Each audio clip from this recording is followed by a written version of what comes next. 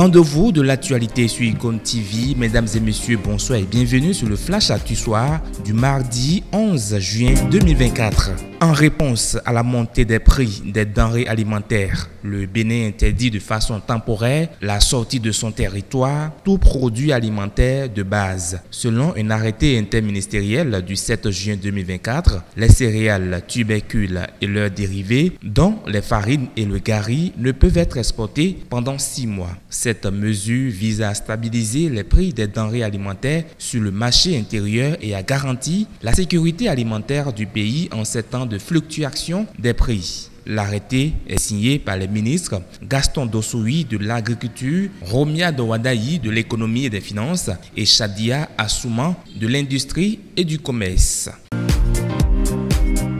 Direction Parakou a fait port de casque exigé à un cadavre. Dabarou TV présente ses excuses publiques à la police républicaine. En effet, courant le mois d'avril 2024, lors de l'émission Jeudi Libre diffusée sur le média en ligne, un citoyen interviewé avait raconté une situation impliquant la police républicaine. Selon ses propos, les policiers auraient interpellé 2 individus transportant un cadavre à Sirarou et aurait exigé que le cadavre porte un casque avant de leur infliger une contravention. À la suite de cette diffusion, des responsables du média ont été interpellés par les autorités judiciaires. Présentée au procureur de la République le lundi 10 juin 2024, l'enquête a révélé que le citoyen ayant fait ce témoignage n'avait jamais été témoin des faits qu'il avait rapportés à l'antenne, se contentant de relayer une rumeur. Dans un communiqué officiel, le groupe de presse Dabarou a exprimé ses regrets pour cet incident et a présenté des excuses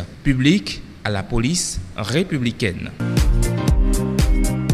Un mot au plan africain, on l'annonçait dans l'Afrique en bref ce matin, l'avion militaire du vice-président du Malawi disparu des radars lundi a été retrouvé. Mais les nouvelles ne sont pas bonnes. Le vice-président Saulos Chidima est décédé dans l'accident de l'avion. Le président Lazarus Chakwera a annoncé la découverte de l'épave il y a quelques heures, confirmant qu'aucun des 10 passagers n'a survécu. L'avion militaire avait disparu lundi près de Mouzouzou après avoir échoué à atterrir en raison d'une mauvaise visibilité due aux conditions météorologiques.